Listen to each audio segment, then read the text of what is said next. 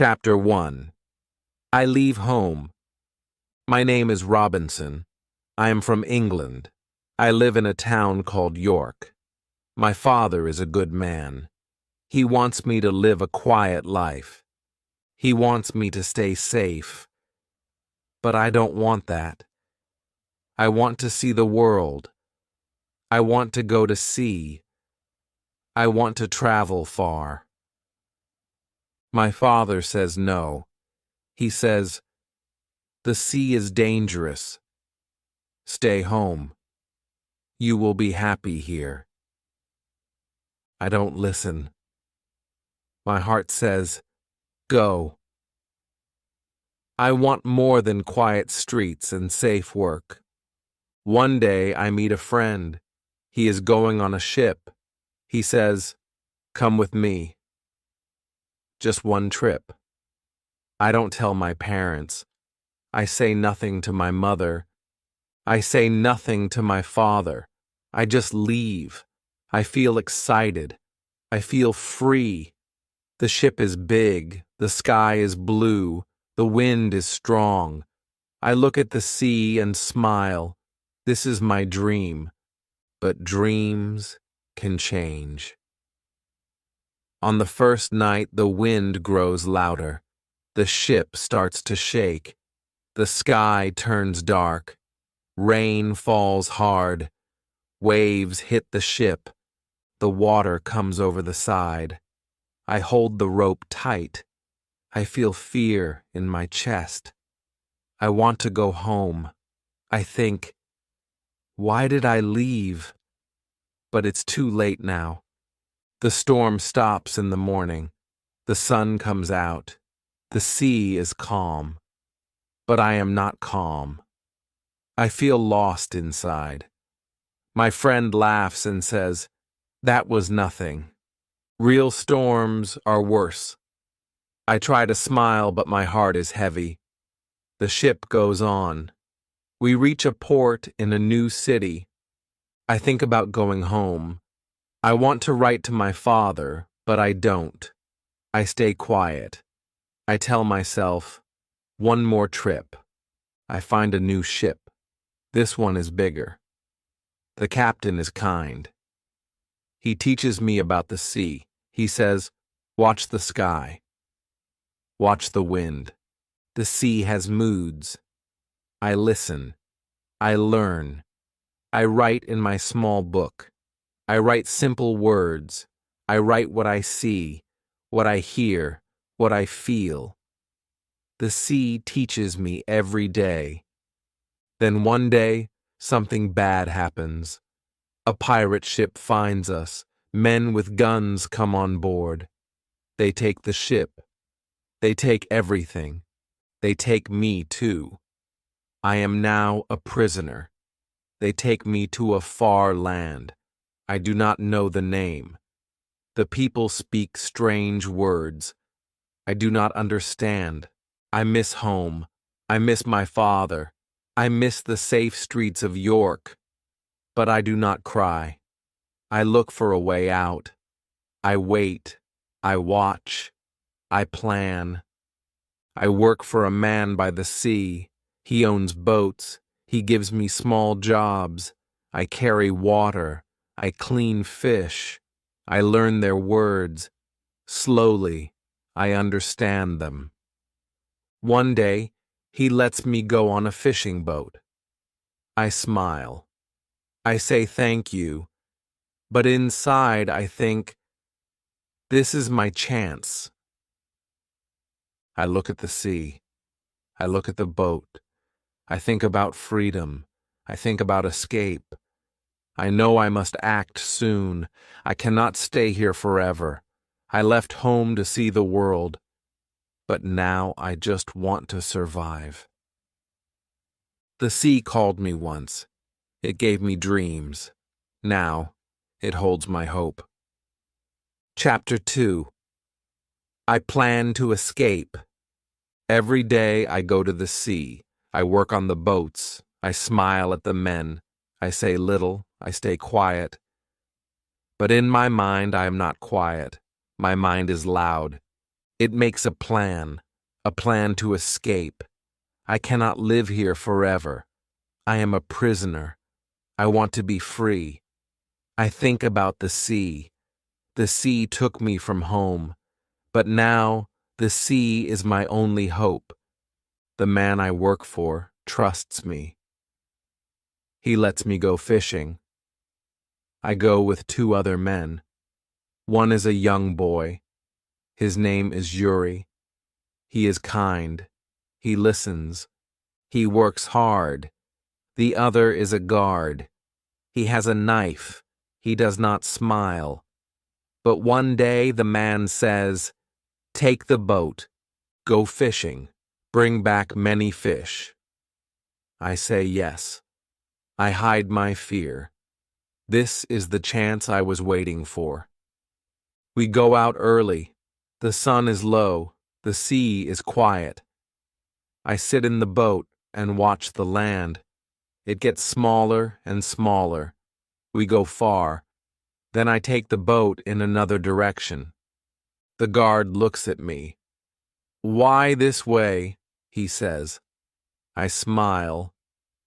"More fish here," I lie. He does not know my plan. I wait for the right moment. When the guard looks down, I act fast. I take the wooden pole. I hit him hard. He falls. He does not move. Yuri is afraid. He says, "What now?" I look at him. "Do you want to be free?" He nods. "Then help me," I say. We throw the guard into the sea, not to hurt him, just to leave him behind. He swims back to shore. Now, we are alone. Just me, Yuri, and the boat. We sail for many days. The sun burns our skin. The salt dries our lips. We drink little water. We eat dry fish. We are tired, but we are free. We follow the coast. We stay close to land. We see trees, rocks, animals. We sleep in the boat. At night, we hear sounds, strange sounds. We see no people, only shadows in the dark. One day, we see land with tall grass. I say, "Let's go." We find sweet water. We drink. We rest. Then we hear a sound, a growl. A lion comes out of the grass. My heart stops. I grab the gun from the boat. I shoot. The lion falls. Yuri shouts, "You saved us!" I breathe again. My hands shake. I say, "We must leave now." We sail again. Days pass. We are tired. One morning, we see a ship, a big ship. It comes near us. It is not a pirate ship. It is a trade ship. A white flag waves on top. I stand and wave my arms. "Help us!" I shout. A man on the ship sees me. He waves back. The ship turns toward us. A small boat comes out. The men on it speak English. My heart feels warm. After many weeks, I hear my own language again. They ask, "Who are you? What happened?" I tell them a little, not everything. I say, "I am lost. I ran away. I want to work. I want to live free." The captain is kind. He says, "You can come with us." We go to Brazil. I say yes. But he looks at Yuri. "Is he your servant?" I look at the boy. He helped me. He stayed with me. He did not run. "No," I say. "He is my friend." The captain smiles. "Then he can come too." I look at the sea once more. I think of the island we passed, the land we left behind. the danger we escaped. My life is changing again. But this time, I am not afraid. Chapter 3: A New Life in Brazil. The ship took us far from danger. The sea was calm again. The wind was soft. I stood on the deck and looked at the sky. I felt safe. I felt quiet inside. Jury stood beside me. His eyes were full of light. We did not talk much, but we smiled. That was enough. The captain gave us food, clothes, and a place to sleep. He asked for no money. He said, "You are brave. You risked your life. That is enough for now." I thanked him again and again. In my heart, I felt lucky. I had escaped. I was free. And now I was going to a new land, a land I had never seen, a place called Brazil. After many days, we reached the shore. The ship stopped near a busy town. The streets were full. People moved fast. The sun was hot. I saw things I had never seen before: big trees, bright fruits, men on horses, women selling things on small carts. The captain took me to a small house. "You can stay here," he said, "and you can work. Many Englishmen come here to buy and sell." I thanked him. He looked at Jury. "The boy can stay with you, but if he wants to go back to Africa one day, let him go." I nodded. Jury smiled. He said, "I stay with you." In the new town, I learned fast. I watched people. I listened to their words. I tried to speak. I made mistakes, but I did not stop. Each day, I learned more. I helped on farms. I carried water. I planted seeds. The soil was rich. Everything grew fast. I worked hard. I saved money. I did not waste it. My hands became strong. My heart became still. Life was not easy, but it was good. After 1 year, I bought a small piece of land. I grew sugar and a little tobacco. I sold it in the market. People started to know my name. They said, "Robinson works hard. He is quiet, but smart." I felt proud, but deep inside, something still pulled me. A voice, a memory. The sea, it called me again. I tried to ignore it. I tried to say, "No, stay, be safe." But the sea does not forget, and I did not forget it either. One day I sat with some farmers. We drank tea. We talked about trade. One man said, "We need to send goods to Africa. We can sell things there and bring workers back." Another said, "We need a ship. We need someone brave to lead it." They looked at me. I said nothing, but I felt the sea move inside me again. I tried to sleep that night, but the sea came into my dreams. I saw ships. I saw waves. I saw a storm.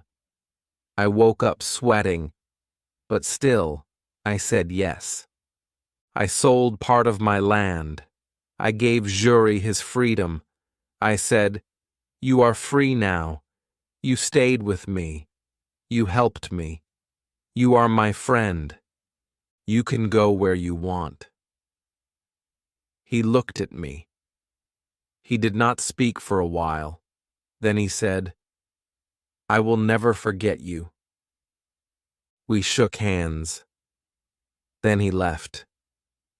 My heart felt heavy, but I knew it was the right thing. I joined the men and helped prepare the ship. We packed tools, clothes, food, and water. I felt strong again. I felt ready. But something deep inside whispered, "Be careful. The sea gives, but the sea also takes." We left Brazil on a quiet morning. The sky was clear. The sails were full. I stood on the ship and looked ahead. I did not know what was coming, but I knew one thing. My journey was not over yet. Chapter 4. The Storm and the Island. The first days at sea were quiet. The wind was soft. The sky was blue. I walked on the deck and watched the water. It moved like glass. I thought, maybe this time will be different. But deep inside, I felt something. A small fear, like a shadow in the mind. I pushed it away. I told myself, "You are strong now. You know the sea. You will be fine." But I was wrong. After 2 weeks, the sky changed. Clouds came fast. The wind turned sharp. The sea started to rise. Our ship shook. The sails screamed in the wind. The captain shouted orders. Men ran across the deck. Water came over the side. The ship moved like a toy in the storm. I held onto the rope. My hands hurt. My body was wet and cold. I could not see. I could not think. I could only feel one thing: fear. The storm got worse. Thunder broke the sky. Waves hit hard. The ship cracked. I heard a loud sound like the sky itself had broken. Then the mast fell. The ship tilted. Men screamed. The captain shouted, "We're going down!" I looked for something to hold, but the sea pulled me. Cold water hit my face. I went under, then up, then down again. I could not see the ship anymore. Only dark waves. I kicked. I pushed. I reached for something, anything. Then I saw land, not far, a line of trees, a small beach. I swam with all my strength. The sea pulled me back again and again. But I did not stop. I thought, this is the end, or this is a new start. I reached the sand. I fell on it. My chest burned. My legs shook, but I was alive. The sea was behind me now. The storm still roared, but I had escaped it. I looked around. I saw trees, rocks, no people, no houses. I stood slowly. My body hurt. I was alone. Very alone. I shouted, "Hello?" No answer, just wind and waves. I walked along the shore. I looked for someone, anyone, but there was no one, only me. No ship, no crew, nothing. I sat under a tree. I closed my eyes. I thought of home. I thought of my father's words. The sea is dangerous. He was right. I had not listened. And now I was alone, on an island, far from everything, far from everyone. I did not know where I was. I did not know what to do next, but I was alive. That was the only good thing.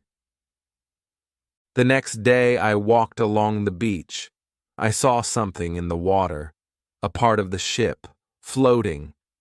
I ran into the waves. I pulled it out, a small barrel. Inside, I found food, some bread, some dry meat. It was not much, but it gave me hope. Maybe more parts of the ship would come. Maybe I could find tools, clothes, maybe even a gun. I watched the sea all day, and then I saw it, far away, broken, but still there, the ship, stuck on rocks, not far from the island. I looked at it and said, I must go there. My heart beat fast. I knew it was dangerous, but I also knew one thing. If I wanted to live, I had to try. The storm had taken everything from me, my friends, my ship, my plans, but it gave me something too. A chance, a new beginning, alone on an island, lost to the world, but not lost to myself. Chapter 5. I go back to the ship. I woke up early the next morning. The sun was bright, the wind was soft, the storm was gone now, the sea looked quiet again. But my heart still remembered the fear, the noise, the water, the screams. I stood on the beach and looked out. Far away, I saw the broken ship. It was still stuck between the rocks. The waves hit it gently now, not like before.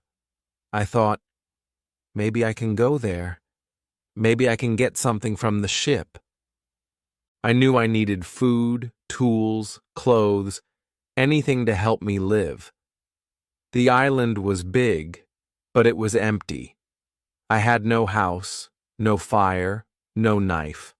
I had to go. I looked around the beach. I found some long pieces of wood. I found an old rope too. I worked all morning. I made a small raft. It was not perfect, but it could float. I pushed it into the water. It moved with the waves, but it did not break. I smiled. I felt a little stronger. I went back to the beach and found 2 small pieces of wood. I used them like oars. I pushed the raft out and began to paddle. Slowly, carefully. The sea was deep. The wind pushed me back, but I did not stop. The ship came closer. I could see the broken mast, the torn sails, the empty deck. My heart felt strange. That ship had taken me across the world. It had also thrown me into the sea. Now it was quiet, like a dead body. I reached the side of the ship. I climbed up using a rope that still hung there. My hands shook, but I did not fall. I stood on the deck and looked around. Everything was broken, but some parts were still good. I went below deck. It was dark and wet, but I found things: food, tools, a hammer, a small axe, a knife. I found a box with clothes. They were dry. I smiled. I found 2 guns and a little gunpowder. I also found nails, string, and fishing lines. These things were gold to me now. I took everything I could carry. I put it all on the raft. The raft was heavy now. It moved slowly in the water. I got back on and started to paddle again. The way back was hard. The wind was strong. The raft moved left and right. I thought I would fall. I held tight to the rope. My arms were tired. My legs were wet. But after some time, I saw the beach. I cried. Not loud, but deep inside. The land was still there. The sand, the trees, the place that now had to be my home. I pulled the raft to shore. I took the things one by one and placed them under a big tree. I looked at the sky. I said, "Thank you." I had food now, tools, clothes. I had hope. I sat under the tree and thought, now I can live. I don't know for how long, but I will try. I will not give up. That night, I made a small bed with grass and wood. I used one coat as a blanket. I held the knife in my hand. I listened to the sounds of the island, birds, wind, leaves. I heard no people. I saw no lights. I was still alone. But I was not weak. I was still alive. And that was enough. For now. Chapter 6. I build a home. The next morning, I looked at the sky. It was clear. The sun was warm. I looked around the beach. This was not just a place now. This was my world. I was the only man here. No houses, no roads, no people, just trees, rocks, birds, and wind. But I was alive. I had food. I had tools. I had hope. I needed to do something next. I needed to build a home. I walked far from the beach. I found a small hill. It was not too high. On one side, there was a big rock wall. In front of it, there was a flat, open space. I stood there and looked around. The land was good. I could see the sea from the hill. I could see the beach. I thought, this is the right place. I dropped my tools on the ground. I said, this will be my home. I worked all day. I cut wood. I carried stones. I made a small wall with the wood and sticks. It was not strong, but it made me feel safe. I put my food inside. I covered it with leaves. I placed my clothes on a rock to dry. I looked at my work and smiled. It was not much, but it was something. My hands were tired. My feet hurt. But my heart was calm. The next few days I worked more. I made a roof with grass and sticks. I made a door with old wood from the raft. I used nails from the ship. Every day, I walked back to the ship to get more things. I took rope, tools, food, and small barrels. I filled one barrel with water. I filled another with dry bread. The ship was breaking more each day, but I used every part I could. I knew the sea would take it soon. After many days, the sky changed. Big clouds came. The wind was strong. Rain started to fall. I ran to my new home. Water came through the roof, but I stayed dry in the corner. I was glad I had worked fast. I sat on the floor, listening to the rain. I held my coat close. I thought of my father. I thought of home, but I did not cry. I was stronger now. The storm passed after one night. The next morning, the ship was gone. The sea was quiet again, but my heart felt sad. That ship was my last tie to the world. Now it was under the water. I made a small table. I placed my book on it. I began to write. I wanted to remember each day. I wrote the date. I wrote what I did. I wrote what I felt. My words were simple, but they helped me. I wrote, today I built a wall. Today I caught fish. Today I saw a bird with red wings. Today I miss my family. I wrote every day. I spoke the words out loud. It helped me stay strong. It helped me learn. My book was my friend. Time passed. I counted the days. 1 month, 2 months. I did not know how long I would stay here, maybe forever. But I did not feel like a prisoner now. This was my land, my hill, my home. The sea had taken me from my world, but it had given me a new one. I stood outside one evening. The sun went down. The sky turned orange. I looked at the sea and said, I will live. I will learn. I will not give up. Chapter 7. I learn to live alone. The days passed slowly. The sun came and went. The rain fell and stopped. I woke up each morning and looked at the sea. It was quiet now, like it had forgotten the storm. I had food. I had water.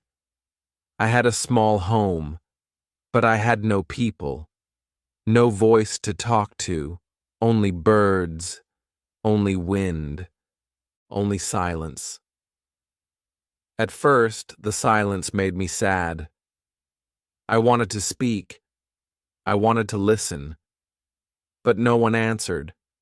So I spoke to myself. I said things out loud. Simple things. Today I eat fish. Today I fix the roof. Today I feel tired. It felt strange, but it helped me stay strong. I started to walk around the island. I wanted to know this land better. I saw trees I had never seen before. I saw fruits on the ground. I picked them up. Some were sweet. Some were sour. I ate slowly. I watched animals too. Small rabbits, colorful birds.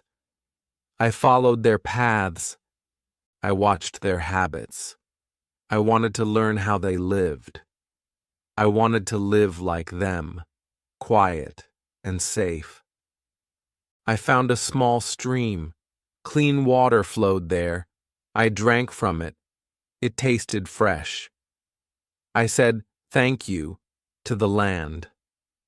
One day, I found a group of goats. They ran when they saw me. They were fast. I could not catch them. But I had an idea. I would build a trap. I used rope and wood. I worked for many days. Then, one morning, I found one goat in my trap. It was small. It looked scared. I did not hurt it. I fed it. I gave it water. Slowly, it trusted me. I tied it near my home. I named it Billy.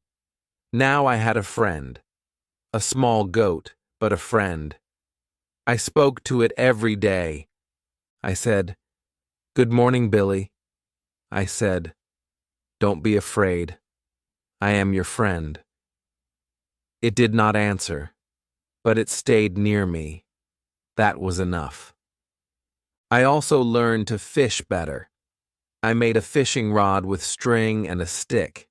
I went to the shore and waited. I watched the sea. I learned when the fish came close. I caught one, then two. I cooked them over fire. I made a small grill with stones. I ate slowly. I thanked the sea. Every meal felt special. I never wasted food. I used everything I had. I saved things. I cleaned my tools. I counted my supplies. I made a plan for each day. Work, rest, cook, write. I needed this plan. It kept my mind busy. It gave me purpose. Sometimes I sat outside and looked at the stars. The sky was big, so big. I felt small under it. But I also felt part of something. The sea, the sky, the land, the stars. They were all my family now. I missed people, yes. I missed my old life, but I was learning something new. I was learning how to live with myself, how to stay calm, how to keep hope. I was not just surviving, I was growing. One day I stood on the beach and looked far. I saw nothing, only water. But I still hoped. I said, maybe one day a ship will come. Then I smiled and added, and maybe if it doesn't, I will still be okay. Chapter 8. I make my life better. Time moved slowly. The days were long, the nights were quiet. I lived alone, but I was not weak. I was learning how to survive. I was learning how to live. The island was my world now. The trees were my walls. The sky was my roof. The birds were my music. I woke up early.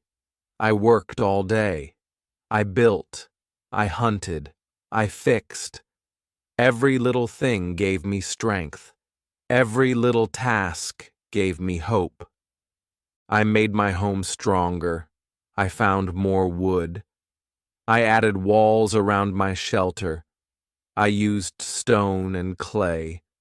I made the roof better. I made a strong door. I put all my things inside, my food, my tools, my clothes. I kept everything clean. I said, "This is my castle."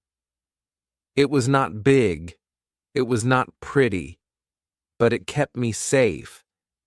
And it was mine. I planted seeds near my home. I found them in the ship's supplies. I did not know if they would grow. I watered them every day. I waited. After many weeks, I saw green leaves. I cried when I saw them, not because they were just plants, but because they were life. They were a sign that I was doing something right. I made a small garden. I worked in it with care. I felt proud.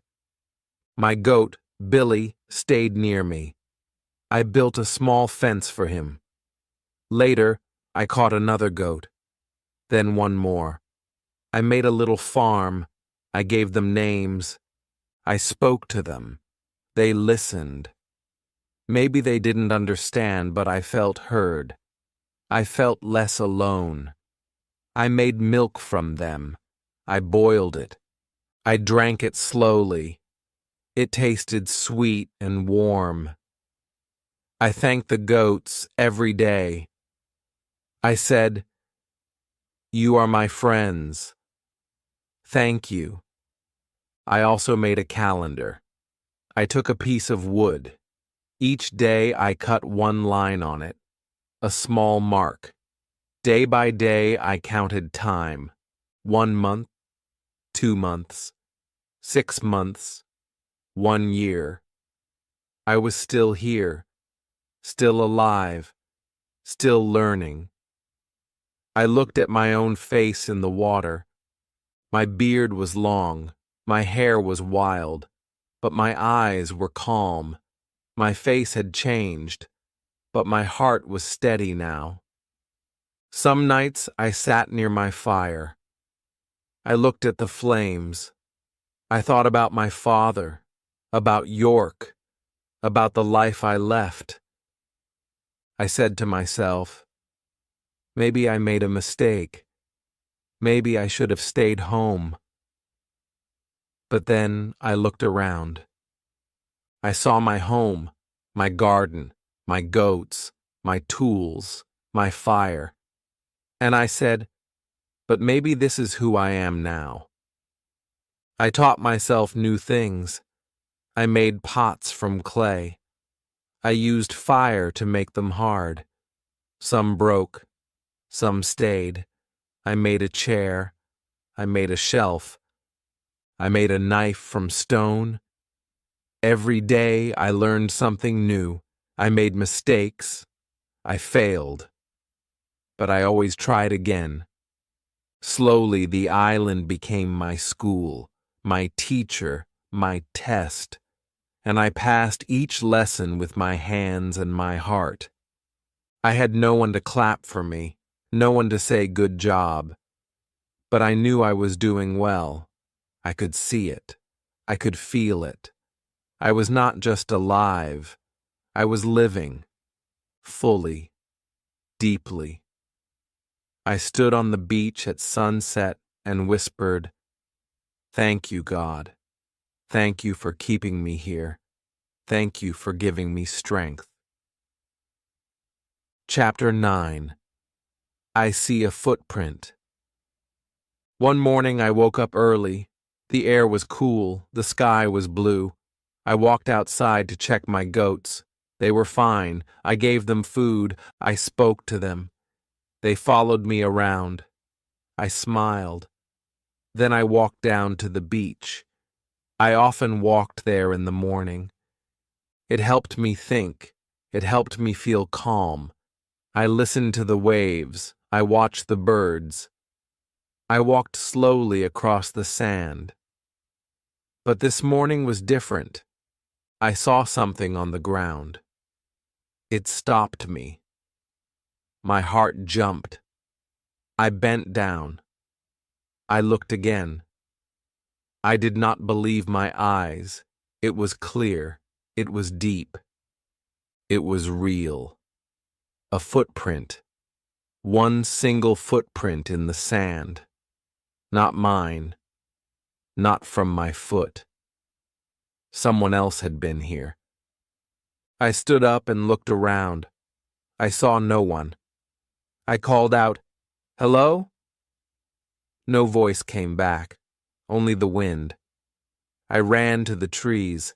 I looked behind rocks. I ran back to the beach. Nothing. No sound, no shadow, no face. But the footprint was still there. Big. Fresh. Close to my home. I felt cold. Not from the wind, but from fear. I had lived here alone for so long. I thought no one else was on this island. I had felt safe. Now I was afraid again. I ran back to my house. I locked the door. I sat inside. My heart beat fast. My hands were shaking. Who was it? A man? A group? A friend? A stranger? I did not know. That night I could not sleep. I sat with my gun near me. I listened to every sound, every small crack, every bird cry. I thought, what if they come? What if they are near now? The silence felt heavy. My eyes stayed open. I waited for light. The next day I made a plan. I walked slowly back to the beach. I looked for more footprints. I found none. Just that one. Alone. Like a warning. Like a sign. I looked at it again, and then covered it with sand. I did not want to see it anymore. I wanted to forget. But I could not. For many days, I stayed near my house. I worked quietly. I moved carefully. I cooked with less smoke. I hid my tools. I built a second wall around my shelter. I made it taller. I made it stronger. I dug a hole and made a secret place under the ground. I put my food there, my gun, my powder, my journal, everything important. If someone came, I would be ready. But still, no one came. The island was quiet again, but now it was a different kind of quiet. Before, the quiet felt safe. Now, it felt dark, like someone was watching. I looked behind me more. I listened harder. Even the birds seemed quieter now. Some nights I dreamed of faces I did not know. I saw fire. I saw people on boats. I saw them walking through the trees. I woke up sweating, my breath fast. I told myself, maybe the footprint was old. Maybe they are gone. But I didn't believe it. Something had changed. I could feel it. Chapter 10. I watched the island. I could not forget the footprint. Day after day it stayed in my mind. I kept asking, who is here? Where did they go? Will they return? The island no longer felt safe. I did not walk far now. I stayed near my house. I watched the trees. I listened to every sound. I cooked with small fires. I spoke to no one. Even the birds and goats seemed quieter. It felt like something was hiding, just out of sight. One morning, I climbed the highest hill. I took my telescope with me. I sat behind a rock. I looked out over the island. I saw the beach, the trees, and the sea. For hours I watched. Nothing moved. No people, no boats, only wind in the trees. But I could not rest. I came back every morning. I watched the island like a guard. I waited. I was always waiting now.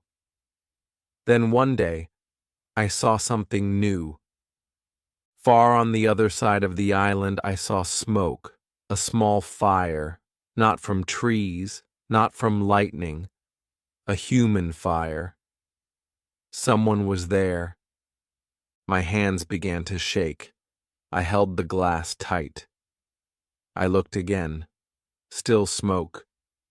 No faces. But that was enough. I ran back to my home. I locked the door. I sat with my gun. My heart beat like a drum. That night I thought many things. Should I run? Should I hide? Should I try to talk to them? But I was afraid. I did not know if they were good or bad. Maybe they were pirates. Maybe wild men. Maybe they would hurt me. I thought of my father again, his soft voice. The sea is danger. Stay home. But it was too late now. I had walked far from home, and now danger had followed me. The next day, I climbed the hill again. The smoke was gone. The trees were still. The land looked the same, but it wasn't. Now I knew the truth. I was not alone. There were others. Somewhere. Moving in the same trees I once walked through with peace. I made my house stronger. I added more wood, more stone. I made secret paths. I made traps. I hid food in more places. I slept in a new spot each night. Sometimes outside, sometimes in the hole. I became like an animal, quiet, watching, waiting. Days passed like this, weeks. I saw no one, but I still felt them. Then something strange happened. I walked to the far beach one morning. I saw something in the sand. Broken wood, rope, a paddle. All old and wet. A boat had been here, not mine, a different one. Maybe a small group came, maybe one man, maybe many. I saw new footprints near the boat. Then I saw bones, many bones, and a fire pit. I covered my mouth. My stomach turned. I knew now. These men were not just visitors. They were cannibals. They had killed someone here. I ran back. I cried alone. I did not sleep that night. I did not eat much. I felt sick. The island was not just wild. It was cruel. I had to be careful. I had to be smart. I had to stay alive. And deep in my heart, one new thought grew. I must not only survive, I must be ready. Chapter 11. I make a secret cave. After seeing the bones on the beach, I could not sleep well. My dreams were full of fear. I saw strange faces. I heard screams in the dark. I woke up shaking. I sat near the fire and held my gun. I looked at the trees. I listened to the wind. I said to myself, I am not safe. I must hide better. I must protect myself. The walls around my home were strong, but I needed more than walls. I needed a place no one could find, a secret place, a place deep inside the land. So I started digging near the big rock behind my house. It was hard work. The sun was hot. The ground was dry. My hands hurt. My back ached. But I did not stop.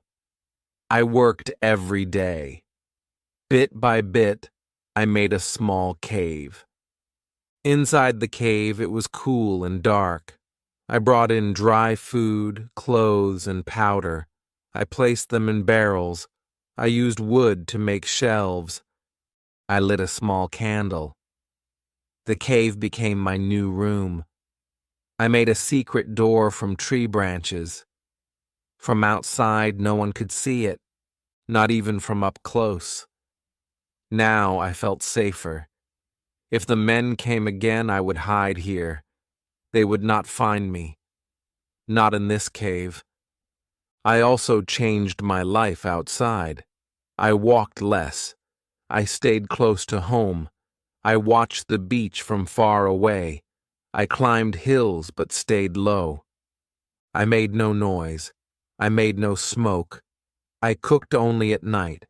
I moved like a shadow, quiet, fast, careful. Even my goats had to move to a new place. I made a second field for them.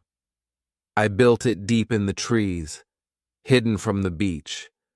I did not want fire. I did not want sound. I did not want anyone to know I lived here. Sometimes I sat in the cave and spoke to myself. How long will I live like this?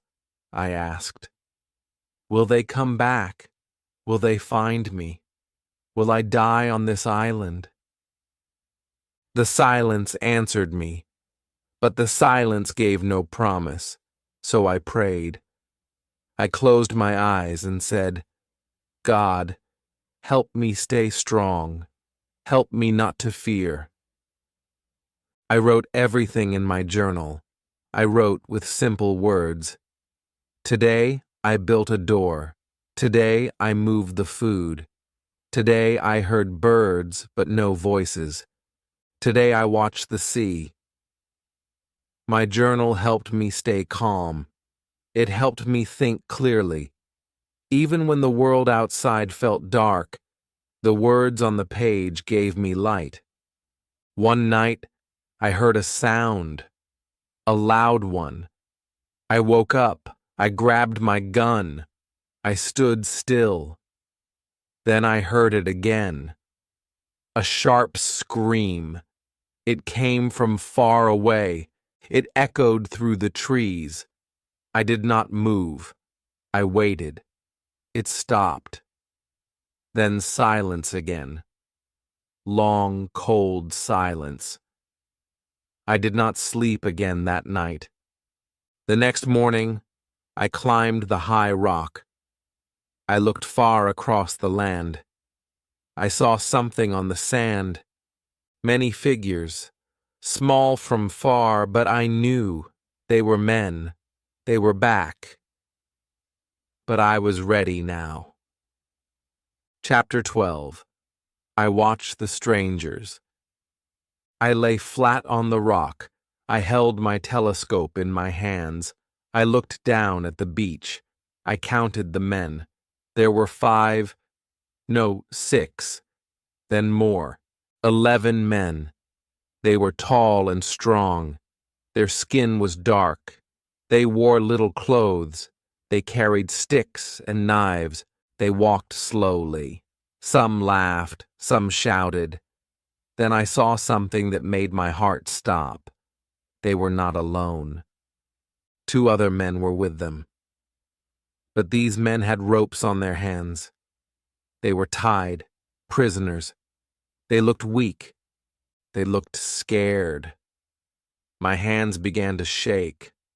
I wanted to help, but I was only one man. They were many. The group stopped near the sea. They made a fire. They put the prisoners near it. I watched in silence. I could not move. I could not speak. My heart was heavy. My mind was cold. I knew what would happen next. The same thing that had happened before. I looked at the trees. I looked at my gun. I said nothing. Then something strange happened. One of the prisoners stood up fast. He hit the man behind him. He broke the rope. He ran. The others shouted. They chased him. He ran toward the trees, toward me. My heart beat faster. I looked again through the glass. I saw his face. He was young, maybe 20. His eyes were wide. His feet were fast. He ran into the trees. 2 men followed him. The others stayed behind. The young man ran near my hill, very close. I stood behind the trees. I held my gun. I waited. Then I saw him. He was running toward me. I stepped out. I raised my hand. He stopped. He looked afraid. I pointed to the ground. I said, "Quiet." He nodded. I pointed behind him. 2 men came running fast. I raised my gun. I fired. 1 man fell. The other stopped. He turned. He ran back to the beach. I looked at the young man. He looked at me. His eyes were full of fear, but also full of thanks. He put his hand on his heart. Then he touched my feet. I pulled him up. "You are safe now," I said. He did not know my words, but he knew my heart. We went back to the cave. I gave him water. I gave him food. He ate like he had not eaten in days. He sat on the ground. He looked at me like I was a god. I shook my head. I said, "I am just a man, just like you." I wrote in my journal that night. Today, I saved a man. He ran from death. I helped him live. He is now with me. I do not know his name, but I will give him one. I looked at him again. He smiled, a warm, true smile. I smiled back.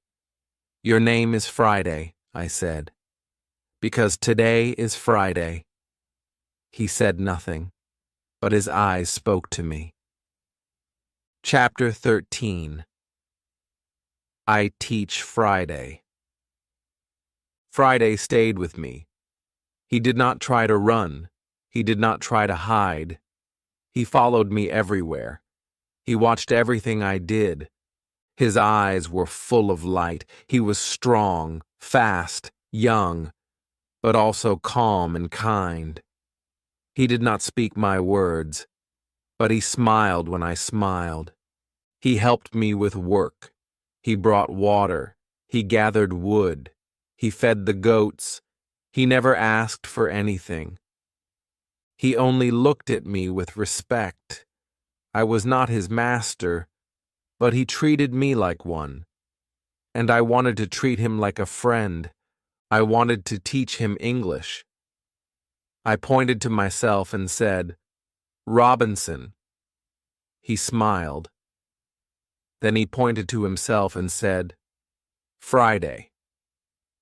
I smiled back. Then I pointed to a tree. "Tree," I said. He repeated, "Tree." Then I pointed to a goat. "Goat," I said. "Goat," he said. His voice was clear. His mind was quick. Every day I gave him more words: hand, water, food, fire, sky, rain. Slowly he learned. He listened. He spoke. He laughed when he made mistakes. I laughed too. It felt good. After so long, I was not alone. He was not just learning English. He was learning how I lived. He watched how I made fire with stones. He watched how I cooked, how I cleaned, how I wrote in my book. He asked with his eyes, "Why?" I showed him everything. I gave him his own plate, his own blanket, his own knife. He said thank you with his smile. One night I sat near the fire. I said, "Friday, do you have family?" He looked at me. His face changed. He looked sad. He said, "Far, far place." Then he pointed to the sea. He said, "Many men, bad men, eat men." I understood. His people were not safe. He was taken. He was hurt. He ran to live, just like me. I said, "No bad men here. You are safe." He nodded. He said, "Friday, stay with you." I smiled. I felt warm inside. We were two men from different worlds, but now we were one small family. I made a second bed in the cave. I gave him extra clothes. I taught him how to shoot. I showed him how to use the gun. He was careful. He was good. He never wasted bullets. He learned fast. I gave him simple jobs. I said, "Catch fish, cut wood, watch goats." He did everything well. He came back happy. He was proud. Now the days were not so quiet. We spoke. We laughed. I taught him songs. He tried to sing them. Sometimes we sat under the trees and watched the sky. I said, "This is peace." He repeated, "Peace." I showed him my book. I showed him how I wrote each day. He watched my hand. He touched the paper. Then he said, "I want, learn, write." My heart felt full. I said, "Yes, Friday, I will teach you." That night I wrote in my journal, "I have a friend now, not just a helper, a real friend. He is kind, he is brave, he is learning, and I am learning too. After so many years, I do not feel alone." Chapter 14. We work together.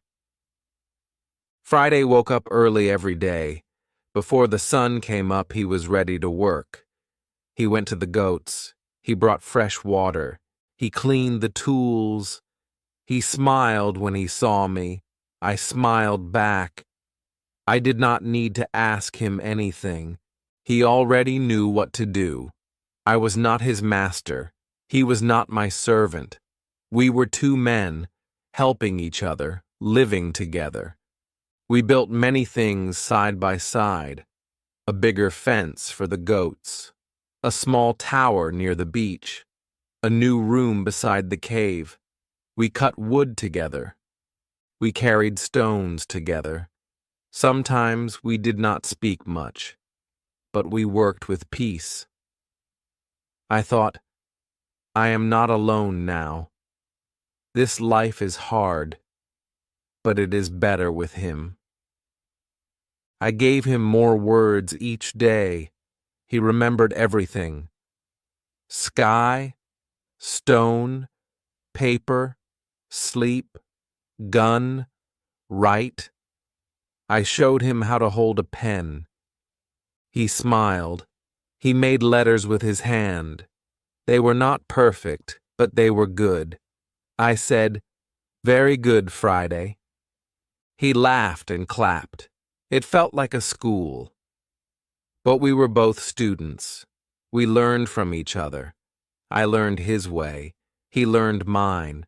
I told him stories about my home, about my father, about England. He listened with big eyes. Then he told me about his island, his people, his fear. He said I was taken. I was afraid. I ran. You saved me. I said, "You are safe now. You are free." He smiled and said, "Free." We went hunting together. He was fast, quiet, like a cat. He taught me how to move through the trees. He showed me how to find animals, how to follow tracks. I taught him how to use the gun. I said, "Hold here, aim there, wait, now shoot." He learned fast. We brought back birds, rabbits, fish. We ate together. We gave thanks. We shared everything. One day we sat near the fire. He looked at me and said, "Why you come here?" I told him about the ship, the storm, the sea, the island. He listened. Then he said, "God sent me to you." I looked at him. His eyes were full of truth. I said, "Maybe God sent us to each other." The days were full now, not with fear, but with work, learning, and peace. We still watched the sea. We still listened for danger. But we were stronger now. We were ready. We had food. We had fire. We had faith. We had each other. That night, I looked up at the stars. I thought about the past, the ship, the storms, the silence. And now, I had Friday. A friend. A light in my dark world. I wrote in my book, he came from fear, but brought me peace. He came from danger, but gave me hope. I do not know the future, but now I am not afraid. Chapter 15. A Secret from Friday. One evening we sat under the trees. The fire was small, the stars were bright. Friday looked quiet. His face was thinking. I asked, "What is in your mind?" He looked at me, then looked down. After some time, he said, "I know this island." I was surprised. "You've been here before?" I asked. He nodded slowly. "Yes, long time ago. I came with bad men. They kill, they eat, they leave. I was afraid." I listened closely. My heart beat faster. This was not just an island to him. It was a memory. He pointed to the south. "Far side," he said. "That way they come. Sometimes they come. Sometimes they don't. But they know this place." I felt cold inside. So it was true. This island was not empty. Sometimes terrible men came here. They brought prisoners. They made fires. They left bones. I looked at the trees. I thought about the footprint again. I thought about the screams I once heard. They were real. I asked him, "Will they come again?" Friday looked at me. His eyes were full of fear. "Yes," he said. "One day. Maybe soon." I stood up. I walked back and forth. My mind was loud. "What should I do?" I said. "Should we hide? Should we run?" But deep inside, I knew something. I could not run anymore. I had lived too long in fear. I had a home now. I had a friend. I had a life. I would not give it up so easily. "Friday," I said, "if they come, will you help me fight?" He stood up. He looked strong. He said, "Yes, I help you. You saved me. I fight with you." I placed my hand on his shoulder. I said, "Then we are brothers now." The next day we made a plan. We went to the south side of the island. We moved slowly. We hid behind rocks. We stayed low in the trees. After some time we saw it. Ashes, bones, pieces of rope. The men had been there, not long ago, maybe 2 or 3 days. I felt sick, but I stayed strong. Friday looked calm. "They will come back," he said. "This place is not safe." We returned home. We built higher walls. We made new traps. We hid more food in the cave. We cleaned our guns. We made sharp sticks. We chose hiding spots in the trees. I said, "We will watch every day, morning to night." Friday said, "We be ready." My hands worked fast. My heart was quiet, but hard like stone. That night, I could not sleep. I sat near the cave and watched the stars. I held my gun. I listened to the wind. I remembered the time I was alone. That time was over. Now I had a friend, a partner, someone who trusted me, someone I could trust. The island had changed again. First it gave me fear, then it gave me peace, now it gave me purpose.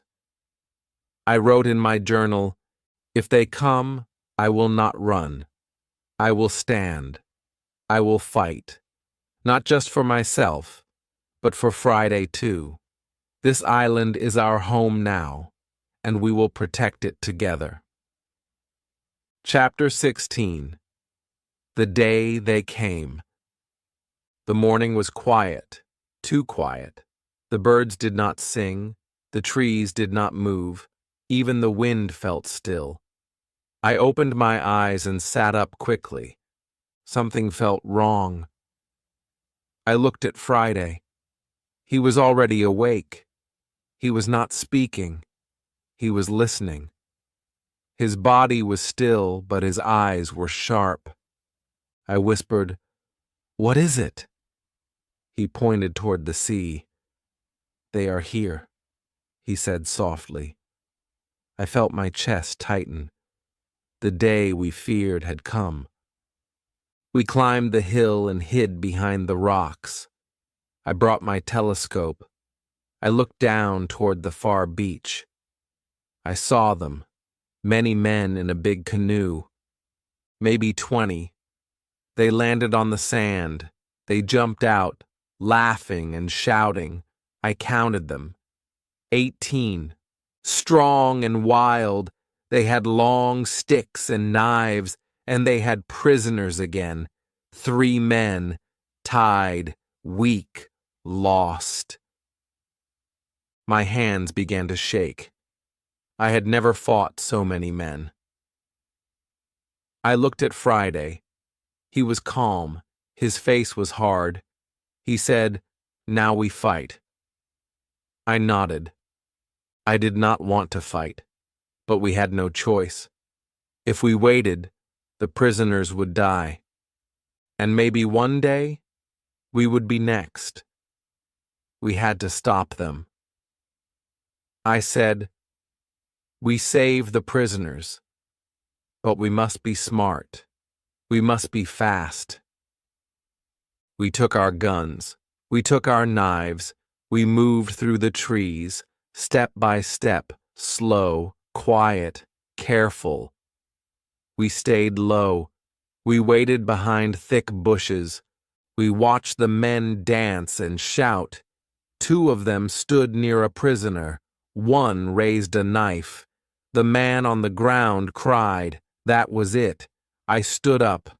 I aimed. I fired. The man with the knife fell. Friday fired next. The second man fell. The others turned. They screamed. They looked into the trees. They saw us. I shouted, "Run!" We ran down fast. Friday was faster than me. We shot again. 2 more men fell. The rest were afraid. They did not know how many of us there were. They ran to their boat. We chased them. But we did not kill them all. We let them run. We wanted to save the prisoners, not kill every man. The beach was quiet now. The fire was still burning. I walked to the prisoners. They were tied with ropes. They looked up at me with fear. I cut the ropes quickly. I said, "You are free." 1 man fell into my arms. He cried. Another man hugged Friday. The 3rd man looked weak. He could not speak, but he took my hand and kissed it. We helped them walk. We gave them water. We gave them food. 1 man began to speak slowly. His English was broken, but I understood. He said, "Thank you. We thought we would die. You saved us." Friday looked at me and said, "You strong?" I smiled. "No," I said, "we are strong, together." That night, we made a big fire near the cave. We all sat around it. The 3 men slept close to the fire. They were safe now. Friday sat beside me. He said, "They will come again." I nodded. "Yes, but now they know we are not afraid." I looked at the stars. I thought of the man I once was, alone, afraid, lost. Now I was different. I was still on the island, but I had a friend. I had a purpose, and now I had saved lives. I wrote in my journal, "Today I fought not for myself, but for others. I am not just living now. I am standing for something, for peace, for hope, for life." Chapter 17. A stranger speaks my language. The next morning the sun rose slowly. The sea looked calm again. But my mind was still full of thoughts. I could not forget the fight. I could not forget the fear, but I also could not forget the faces of the men we saved. They were alive now, and they were safe. I looked at them as they sat near the fire. They were eating slowly. They were quiet. Their eyes were still afraid, but they looked at me with thanks. Deep thanks, the kind that does not need many words. I walked toward them. I sat down. I smiled. One of the men looked at me closely. He said something. His words were not clear at first. I listened again. Then I understood. He was speaking English. I was shocked. I said, "Do you speak English?" His face lit up. "Yes," he said. "A little." My heart jumped. I had not heard English from a stranger in many, many years. My voice almost broke. "Who are you?" I asked. "Where are you from?" He said, "I am from Spain. I was on a ship. We were lost. My friends were taken. I ran. I was caught, then brought here by these men." I listened to every word. It felt like a dream. Someone from the outside world. Someone who knew the sea. Someone like me. I said, "You are free now. You can stay with us." He looked at me with soft eyes. "You saved my life," he said. "I will follow you. I will help you." I called Friday. I introduced him to the man. Friday smiled. The man smiled back. They shook hands. I said, "Now we are three." Stronger than before. The man told us more. His name was Pedro.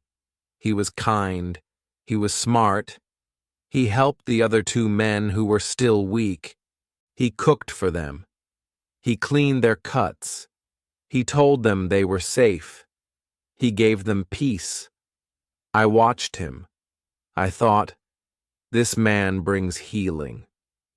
Maybe he was sent to us for a reason. Days passed. The men became stronger. They helped us with work. They brought fruit. They cut wood. They carried water. One of them made jokes. The other sang small songs at night.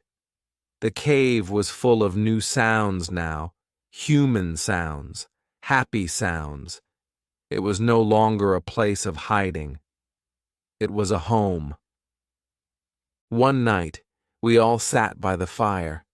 Pedro looked at me and said, "You have lived here many years. You built all this alone?" I nodded. "Yes, alone, for a long time, but not anymore." I looked at Friday. I looked at the others. "Now I have friends." Pedro said, "Maybe one day we can leave this island, together." I looked at the stars. For the first time, that idea felt real, not just a dream, not just a hope, but a plan. I wrote in my journal that night, "I am not the same man who washed up on this island. I was lost. I was broken. I was alone.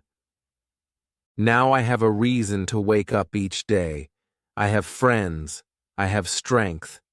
And maybe, just maybe, I have a future." Chapter 18. We build a boat.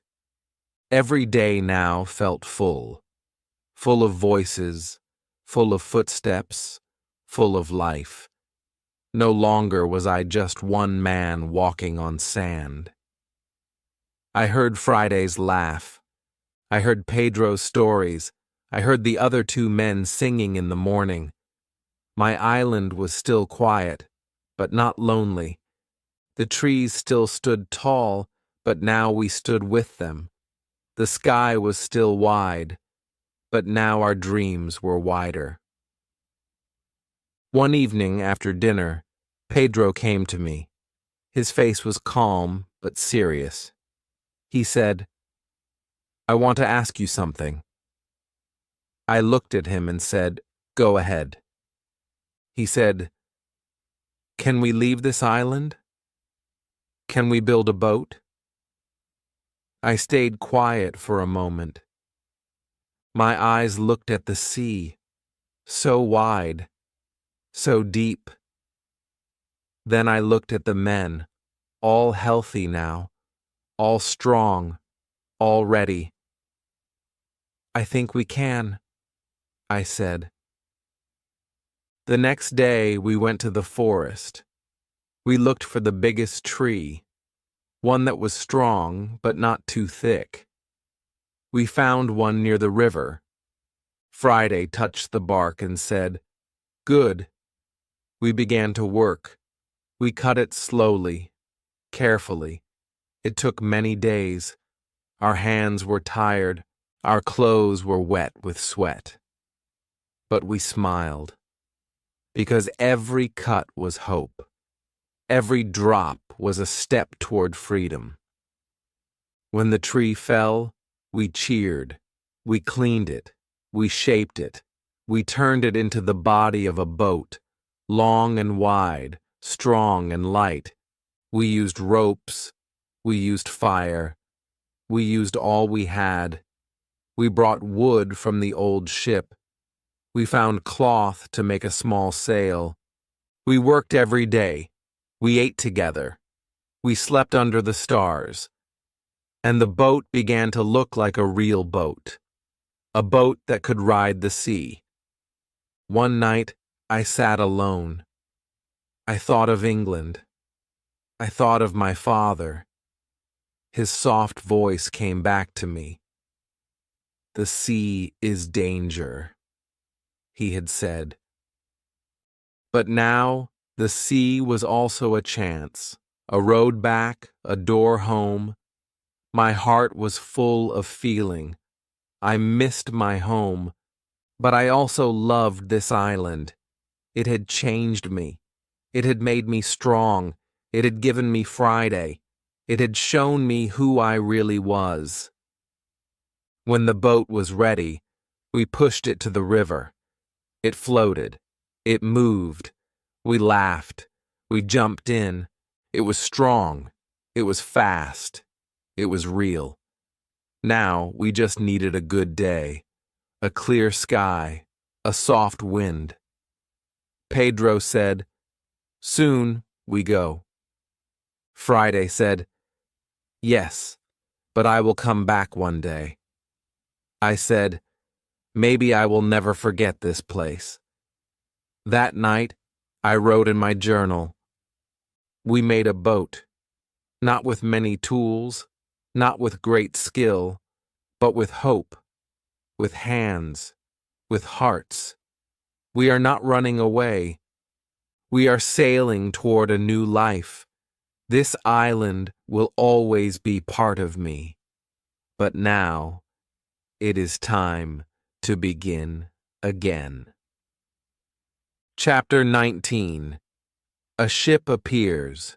The boat was ready.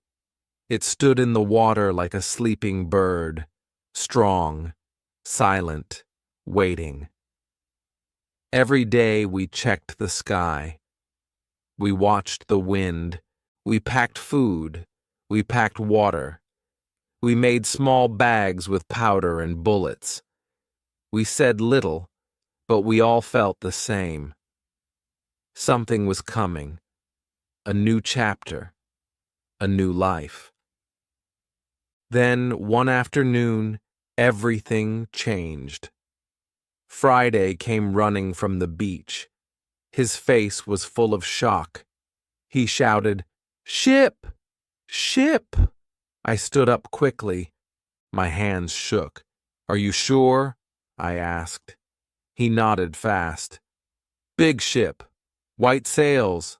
Not far." We ran to the high hill. I took my telescope. I looked out to the sea, and there it was. A real ship. Not a dream. Not a broken one. A full, tall ship with flags. It moved slowly toward the island. My heart beat fast. I could not speak. Pedro came beside me. "It's English," he said. "Look at the flag." I looked again. It was true. An English ship. My country. My people. after so many years, but something felt wrong. The ship stopped far from the beach. A small boat came out. 6 men rowed to shore. I watched them. They pulled 2 men out. Their hands were tied. One was in fine clothes. A captain, maybe. The other looked weak. Both were prisoners. More men followed. They had guns. I felt cold. I said, "This is not good." Pedro said, "They are not here to help. They want to harm." I looked at Friday. He said, "We stop them." We moved fast. We took our guns. We hid in the trees. We waited. The men tied the prisoners to a tree. They shouted. They laughed. One man hit the captain. I felt anger inside me. I raised my gun. Then I gave the signal. We fired. One man fell. The others screamed. We ran out and shouted, "Drop your guns!" They looked shocked. They saw 4 men, strong and ready. They ran. 2 were caught. The rest ran to the boat. We freed the prisoners. The captain looked at me with wide eyes. "Who are you?" he asked. I said, "A man who knows this island better than you." He smiled. He cried. He held my hand. "You saved me," he said. "I was left by my own men. They wanted to take the ship." I said, "You will take it back." He nodded. "With your help." We made a new plan. That night, we sailed to the big ship in our own boat. Quiet, fast. The bad men were sleeping. We climbed up. We took control. There was no big fight. The captain stood tall again. The ship was his now, and soon it would be ours too. The next morning the sun rose. The sky was gold. The sea was soft. The ship was ready. The captain said, "We will take you home." I looked at Friday. He looked at the island. We were quiet for a long time. Then I said, "Goodbye, island.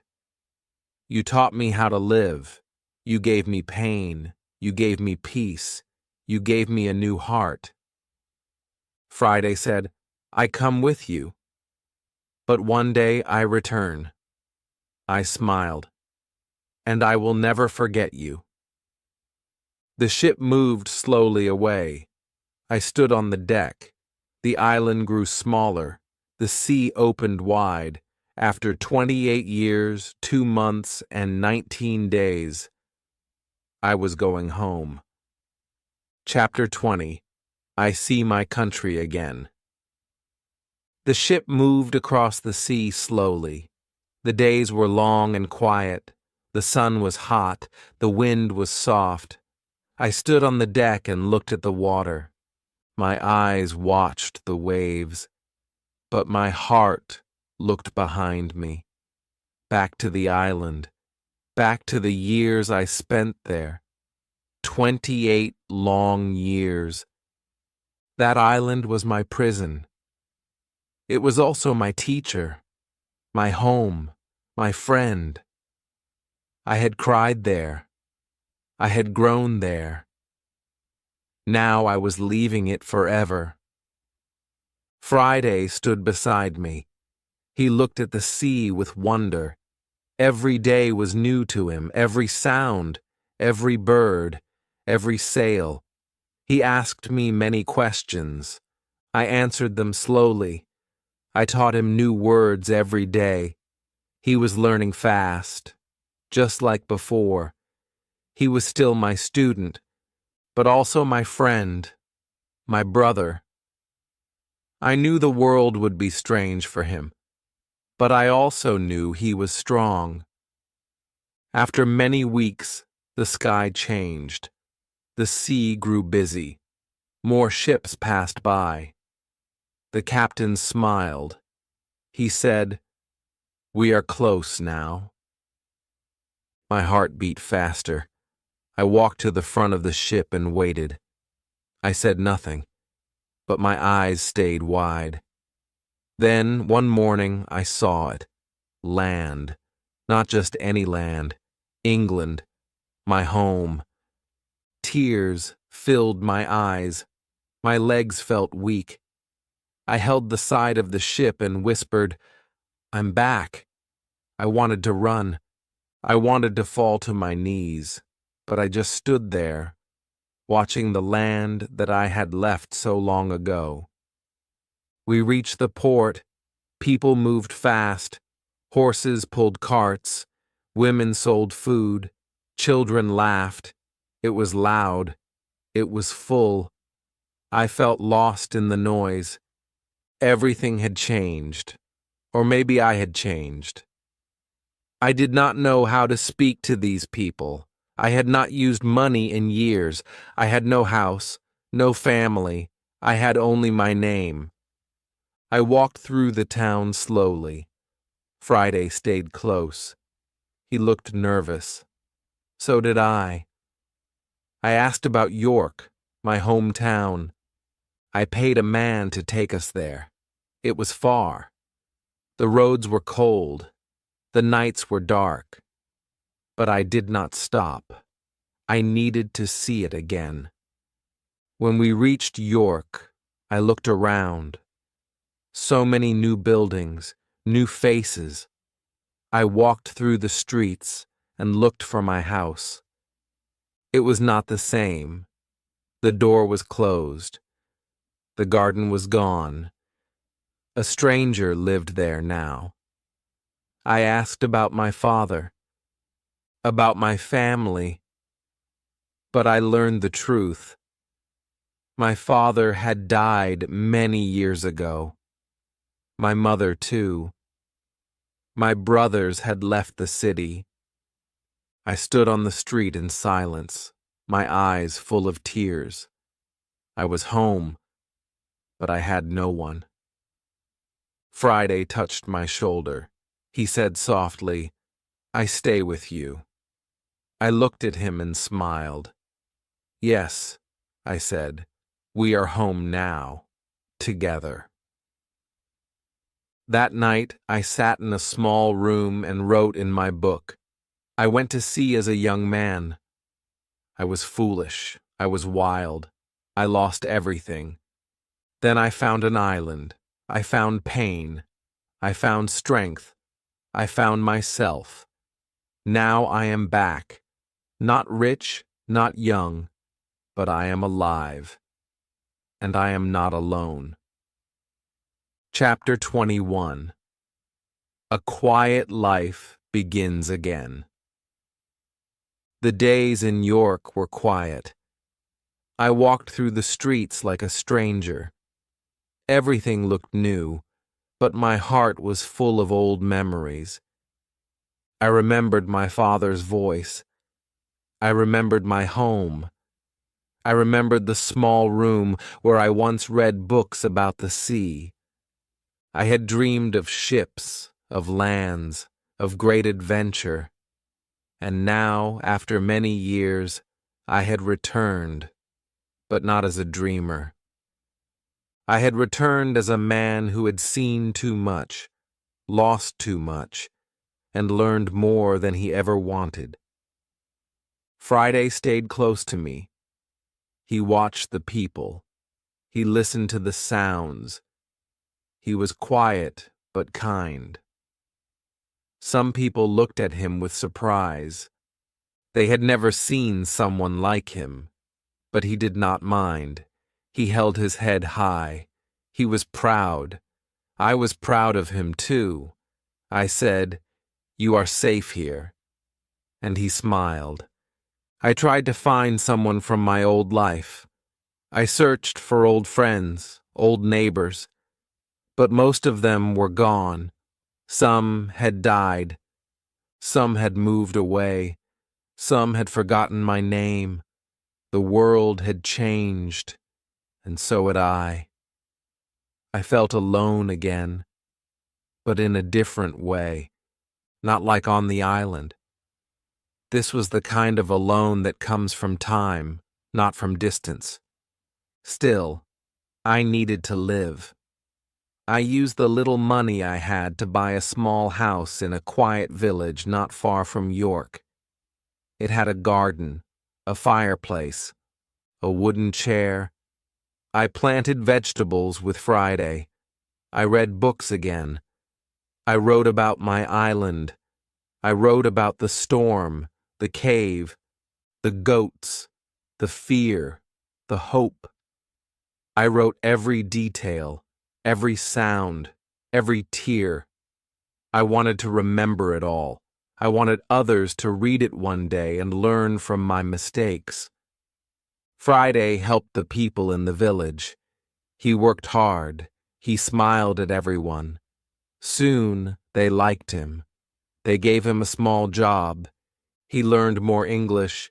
He helped me write letters. He sat by the fire and listened to my stories. Sometimes he laughed. Sometimes he cried. We were not just man and servant. We were like father and son, like brothers. One evening, I sat outside with Friday. The sky was pink and quiet. The birds sang soft songs. I said, "Do you miss the island?" He looked at the sky and said, "Yes, but here I have peace." I nodded. "Me too," I said. I looked at the world around me. No more guns, no more storms, no more fear, just soft wind and warm light. A life of calm after years of chaos. That night I wrote in my journal, "I once wanted gold. I once wanted adventure. But now I only want peace. And I have found it. In quiet days, in simple work, in the smile of a friend. I am not the same man, and I am thankful." Chapter 22. The world feels new again. The village became my new world. It was small. It was peaceful. People lived simple lives. They worked in fields. They baked bread. They smiled at each other. It was not loud. It was not rich, but it was warm. And I liked it. Each morning, I walked in my garden. The flowers grew slowly. The air was clean. The birds sang above me. I closed my eyes and listened. No waves, no thunder, no fear, just calm. My heart was healing. Friday woke up early, too. He worked with joy. He helped old people carry wood. He played with children. He learned to read and write better. Sometimes he asked questions about the world. What is a train? What is a king? What is winter? I answered as best as I could. I saw the world again, through his eyes. Everything was new again. One day, the school teacher from the village came to visit me. He had heard about my long journey. He had heard I lived on an island for many years. He sat with me and asked, "Will you tell your story to the children?" I smiled. "Yes," I said. "They must learn what I learned, that the world is not always kind, but if you stay strong, it can become beautiful again." So I went to the small school. I stood in front of young faces. I told them about the sea, the storm, the island, the fear, the fire, the goats, the book. Friday. I told them everything. Their eyes were wide. Their mouths stayed open. One boy said, "You were brave." I smiled and said, "I was scared." But I did not stop. That is enough. After that day, the children came to visit often. They asked more questions. They wanted to see my tools, my journal, the map I had drawn. I showed them. I told them, "You do not need to go far to learn. You only need to open your eyes and your heart." As time passed, I wrote more pages in my journal. But now, they were not full of pain. They were full of thanks. I wrote about sunsets, about warm tea, about the quiet sound of rain. I wrote about people who smiled without reason, about friends who stayed, about days that felt soft and full. Friday became known by everyone. He was loved. He had many friends. People forgot he came from far away. He was now one of them, one of us. One cold evening, we sat by the fire. I looked at him and asked, "Do you think we will ever go back to the island?" He thought for a moment and then said, "No." That island was the place we had to survive. This place is the place we were meant to live. And he was right. That night I wrote in my journal, "There was a time I wanted ships, gold, adventure. But now I want soft mornings, quiet friends, clean air, and a heart that says, 'Thank you,' every day. This is the better treasure." Chapter 23. I remember the island. One morning I sat alone in the garden. The sky was soft gray. A cool wind touched my face. The trees moved slowly. Everything was quiet. Friday had gone to the market. The village was still. I held a warm cup of tea in my hand, and I began to think. I thought about the island again. It came back to me like a slow dream. The first time I stood on that beach, the sound of the waves, the fear in my chest, the long nights, the strange noises, the quiet mornings, the smell of wet trees, the feel of cold rain on my skin. I could still feel it all. I remembered building the first wall with shaking hands. I remembered counting my food, marking the days, catching the first goat, digging the cave, watching the sea with empty hope. I remembered crying alone, and then I remembered finding strength inside me. Then came the better memories. The fire I made with my own hands, the garden I planted, the first fish I caught, the small words I spoke out loud to myself, just to hear a voice. And then, Friday.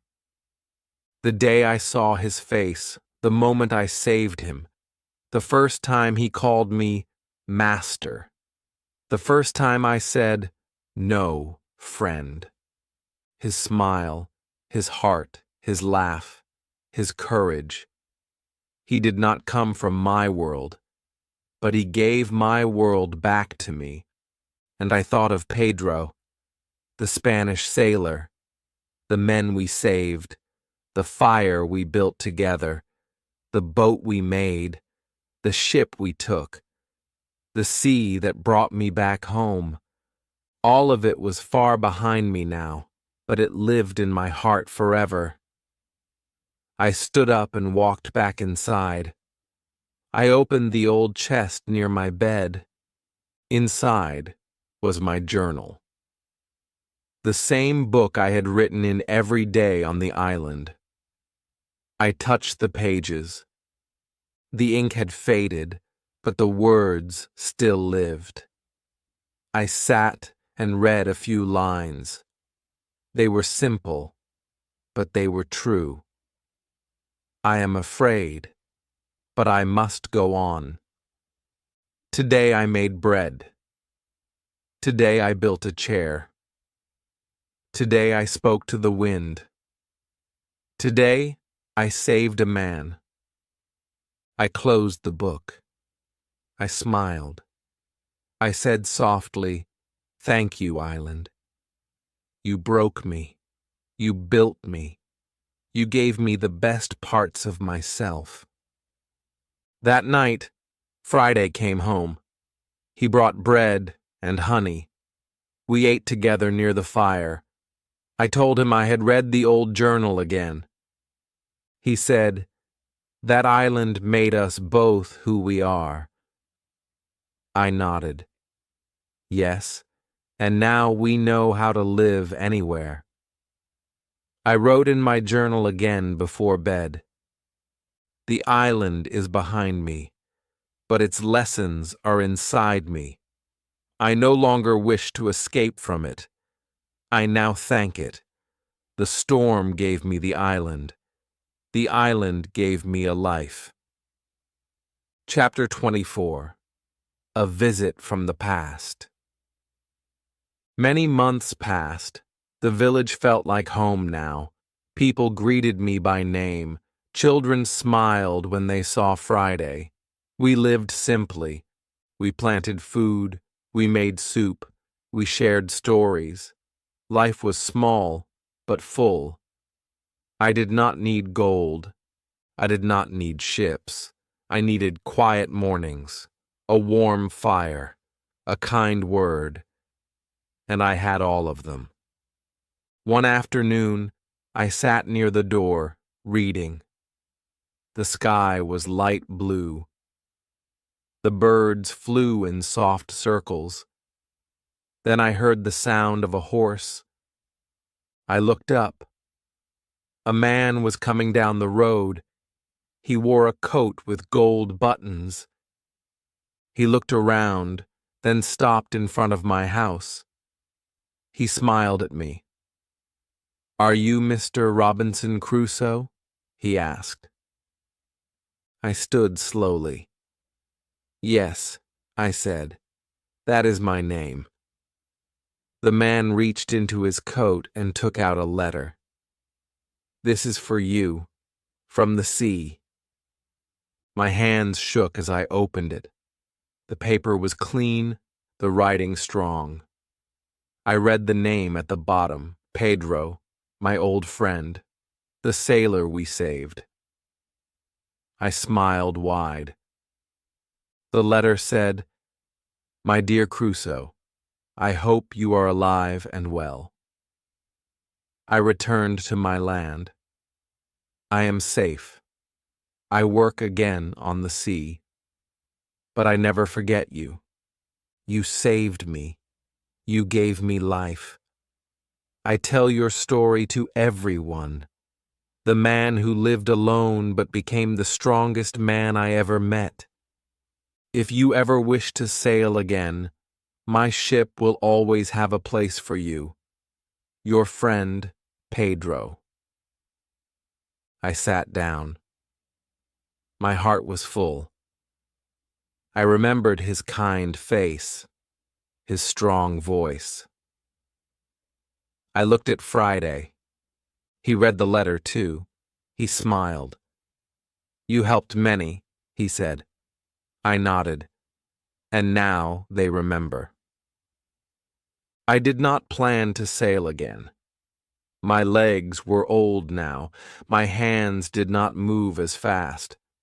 But my heart felt young again. That letter brought the sea back to me, not with fear, but with love. I folded it slowly and placed it in my journal. A new page. A new memory. That evening I sat with Friday near the fire. The stars blinked above. I said, The sea gave me pain, but it also gave me people, you, Pedro, and even myself. Friday looked at me. The island taught us everything. I smiled. Yes, and now the world feels small, but my heart feels full. I wrote in my journal that night, some stories do not end with gold, or with ships, or with loud cheers. Some stories end with a letter, a smile, a warm fire, and a friend beside you. Chapter 25.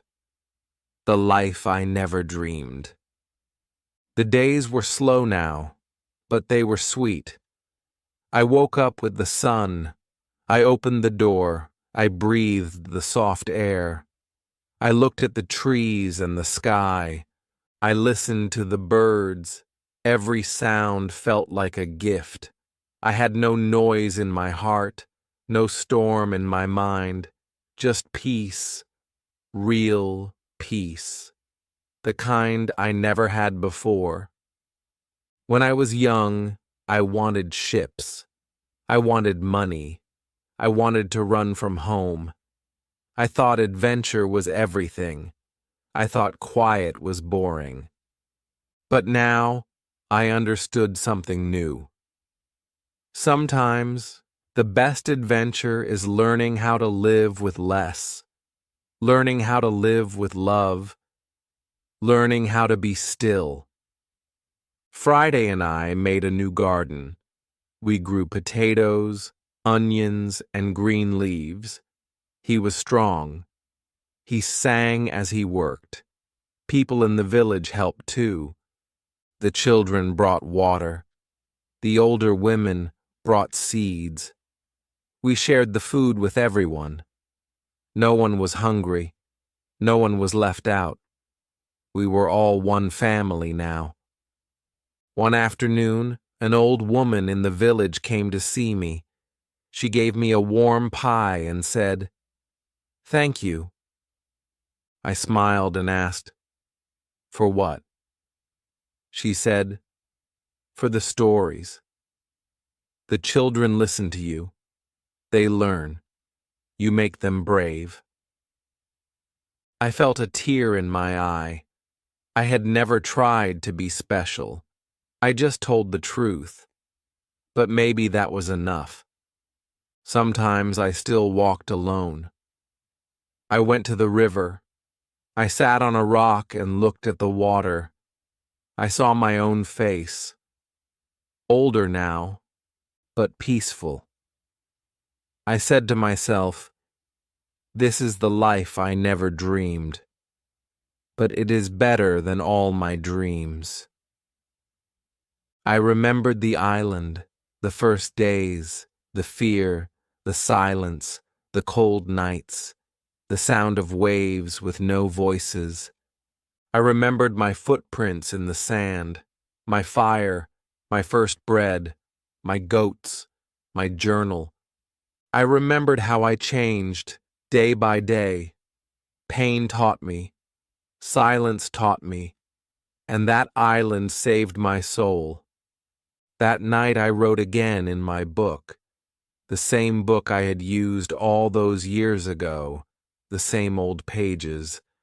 My writing was slower now, but my heart was full. I do not need to go far anymore. I do not need the sea. I do not need ships.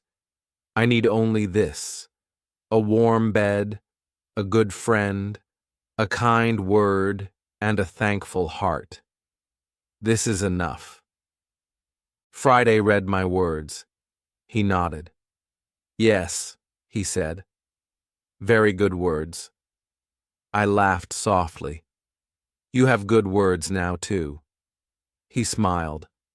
I learn from you. I said, and I learn from you.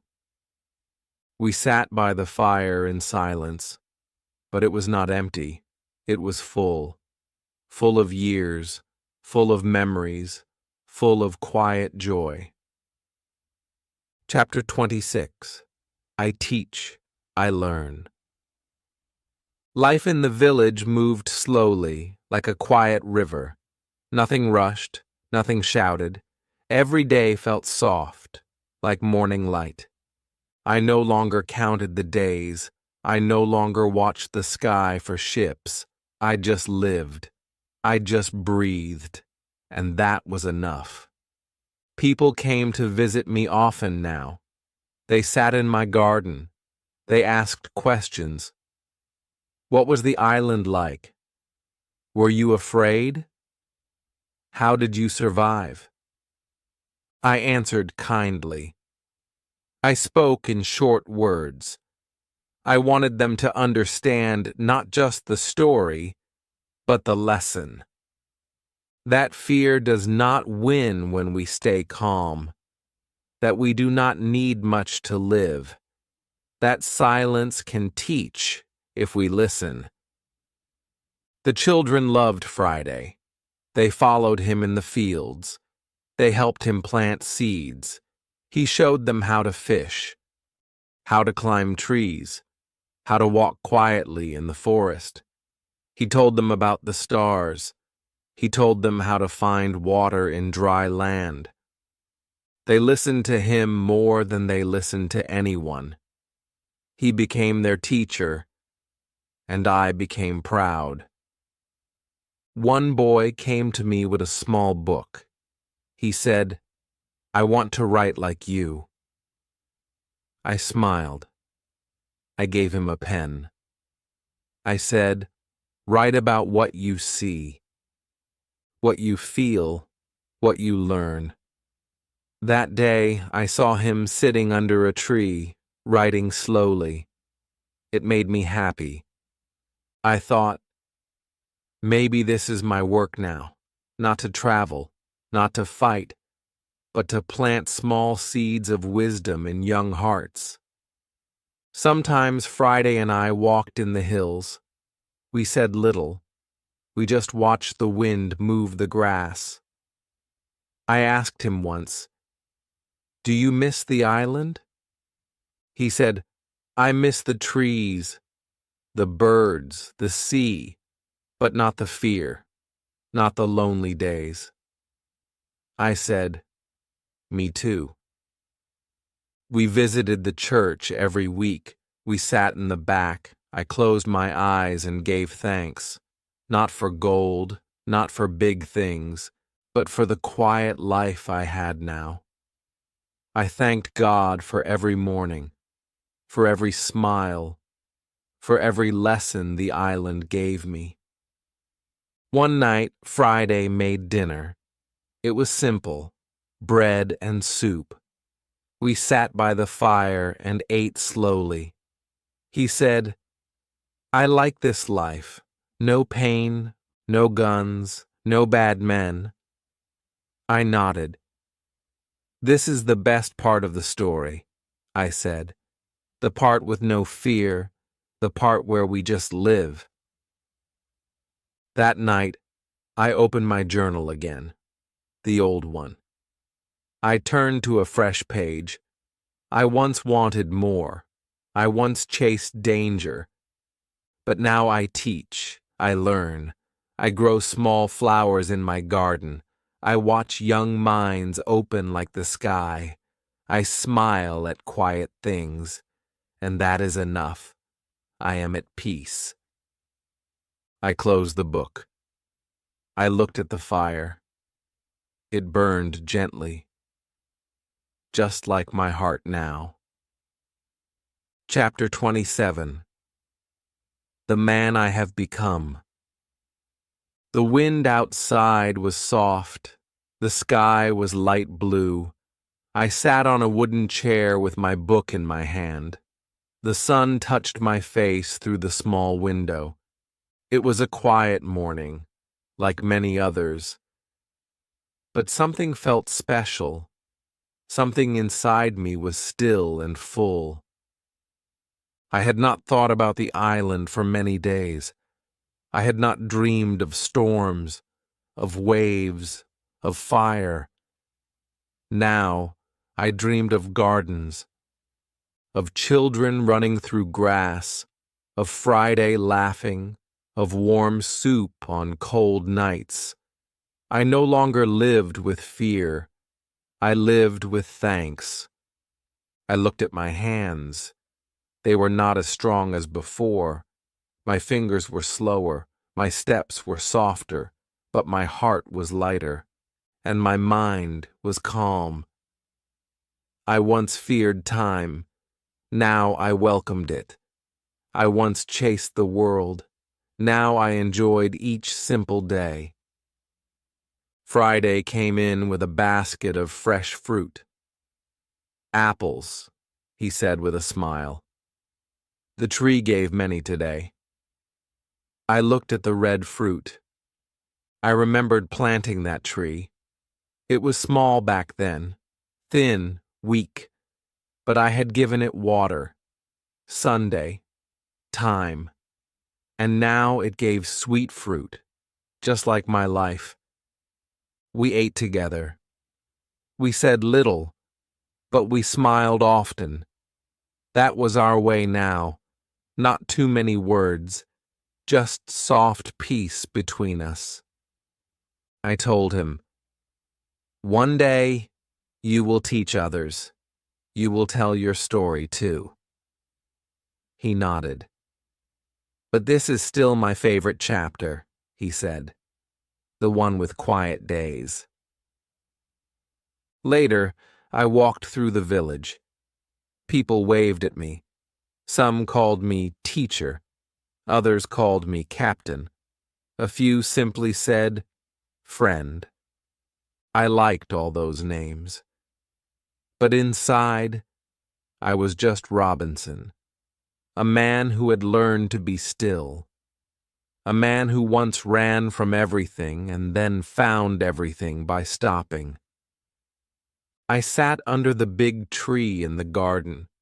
Children came with questions. How do you build a house from nothing? How do you stay strong when you are alone? I answered slowly. One wall at a time, I said. One word, one step, one day. They listened, their eyes wide. I saw myself in them, young, full of dreams, not knowing the cost of them yet. That night, I lit a candle. I opened my journal again. The pages were old now, some torn, some stained, but they were beautiful to me. I once wanted the sea, now I want the soil. I once lived in fear, now I live in grace. I once had no one, now I have friends, smiles, and peace. I once was only Robinson, now I am something more. I looked at the candle. It burned gently, like a soft heart, like the light of a life well lived. Chapter 28. I tell my full story. One morning I woke before the sun. The house was quiet. Even the birds were still sleeping. I sat by the window and watched the sky turn from black to soft gold. The world was waking up again. A new day, just like many before it. But this one felt different. My heart was full. My mind was clear. I knew what I needed to do. I took my old journal and placed it on the table. I opened it from the first page. I touched the lines with my fingers. Then I turned to a new page, a fresh one, and I began to write my story from the very start. I wrote about York, my home. I wrote about my father, who warned me not to go to sea. I wrote about how I did not listen. I was young. I wanted more. I left without a goodbye. That was my first mistake. Then I wrote about the storm, the ship, the sea, the island, the fear. the silence.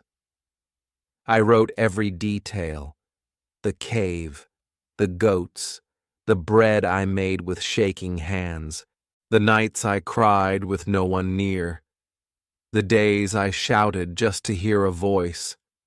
I wrote about fire, traps, tools, storms, sickness, and small joys. Then I wrote about Friday, how I found him, how he trusted me, how he helped me live again, how we built our world one stone at a time.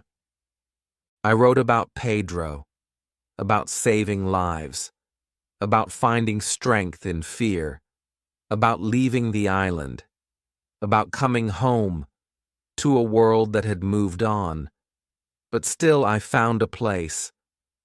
I wrote about the quiet village, about the kind people, about the garden, the children, the birds.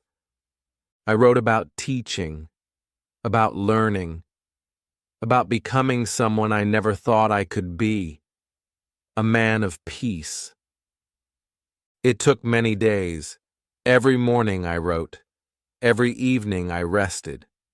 Friday brought me tea. He watched me from the door. He said, "Your story is big." I smiled. "Yes," I said, "but the ending is quiet, and that is the best part." When I finished, I closed the book. I held it in my hands. It was not just paper now. It was my whole life, my fears, my fight, my faith, my change. I gave it to the school teacher. I said, "Let the children read this one day. Let them know what I learned, not just how to live, but how to live well." That night, I looked at the stars. I whispered, "Thank you." Not to one thing, but to everything. To the sea that broke me, to the island that changed me, to the friends who stood by me, to the silence that taught me to listen. Then I wrote one last line in the journal. I was lost. I was alone, but I became found, not by others, but by myself. And I rested. Chapter 29. The island lives in me. The days became quiet again. My story was finished. My book was complete. The children read it. The teacher shared it. People came to my house just to listen. Some asked questions. Some sat in silence. But all of them said the same thing. Thank you. I didn't speak much after that. I did not need to. My words were already on the page. My story was now a gift. I had nothing left to prove, nothing more to chase. I had only simple days, and that was enough. Friday stayed with me. He helped the village. He helped me walk when my legs felt tired. We sat in the garden together. We watched the sun go down every evening. He never asked for more. He was always content, and so was I. One day a traveler came from the sea. He had read my book. He asked, "Do you miss the island?" I smiled and said, "No." He looked surprised. "Not at all?" I shook my head. "Number because the island is here." I touched my chest. It lives inside me now. It gave me everything I needed. I carry it with me always. At night, I sometimes dreamed of the sea, but it was no longer wild, no longer dark. It was calm, bright. The waves moved gently. The island stood far away under a golden sky, and I stood on the beach, not as a prisoner, but as a friend. I still wrote in a small book, but only little things now. Short notes, short prayers, like, "Thank you for today. The wind is soft." Friday laughed at lunch. I feel peace. My garden grew taller. My hair grew white. My walk became slow, but my heart never felt heavy. I watched the young take care of the old. I saw new goats, new trees, new voices. Life continued, and I smiled at it all. One morning I sat with Friday under the big tree. The birds flew high. The sun touched the leaves. He said, "Are you happy?" I looked at him for a long time. Then I nodded. "Yes, very happy." He smiled. "Me too." I looked at the clouds and whispered, "If I had not gone to sea, I would never have become who I am." That night, I lit one candle. I opened my book. I wrote one last time. The island gave me silence. That silence gave me life. I no longer fear anything, not even the end, because my story is alive in the hearts of others. Then I closed the book, and I let the candle burn slowly into the dark. Chapter 30. My Last Lesson. The sun rose slowly that morning. I opened my eyes and felt no pain. I felt calm, light. The air was cool. The sky outside was soft pink and gold. I heard birds singing near the window. I closed my eyes for a moment and smiled. Another day had come, and I was still here. That was enough. Friday brought tea. He sat with me quietly. He did not speak. He did not need to. We had spent so many years together. Our friendship did not need words now. He gave me the cup.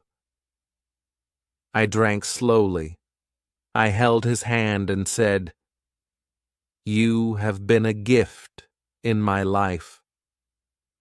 His eyes filled with tears. "You saved me," he whispered. I shook my head.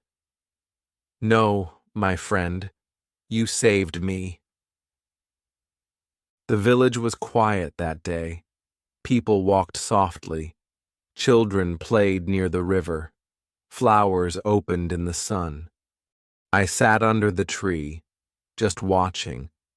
The world looked beautiful, so simple, so full. I thought, this is life, just this, right now. Some of the children came and sat beside me. One little girl asked, "Will you tell us another story?" I smiled. "You already know it," I said. "I told you everything. The sea, the cave, the goat, the friend, the island. It is all yours now." They sat in silence, listening to the wind, to the birds, to the moment. Later that night, I sat at my desk. I opened my book one last time. I held the pen slowly. My hands were older now, but my heart still wanted to speak. I wrote, "If you read these pages, know this. You do not need much to live. You do not need gold to be rich. You do not need many voices to be full. You need courage. You need patience. And you need a kind heart." I closed the book and held it close. Then I looked at Friday and said, "Take care of them. Teach them what matters." He nodded. "I promise." I looked at the stars. I breathed deeply, and for the first time in many years, I felt light as air. not empty, but free. I whispered, I went to the sea and found my soul. I went to silence and found my voice. I went to fear and found love. That is the greatest adventure. And then I rested. Chapter 31. The story lives on. The house was still. The morning came slowly. The fire burned low. The candle near the window had gone out. The book sat on the table, closed, quiet, but it was not forgotten. Friday sat beside me. His eyes were full, but his face was calm. He held my hand for a long time. He did not cry loudly. He just stayed, like a true friend, like a son. He whispered, "Thank you," again and again. The village people came, one by one. Some brought flowers, some brought bread, some just stood with their hands on their hearts. They didn't speak much. They didn't need to. They knew who I was. Not just a man from the sea, not just the one who lived alone, but the man who came back, the man who listened, the man who gave. They buried me under the big tree in the garden, the same place where I used to sit, where I once said, "This is the best chapter." Birds flew over the sky. The wind moved through the leaves. It felt like a goodbye, but also a song. Friday placed my journal on a wooden shelf inside the school. He opened it sometimes and read to the children. He read it slowly, with love. "Once I was alone on an island," he would say. "I was afraid, but someone saved me.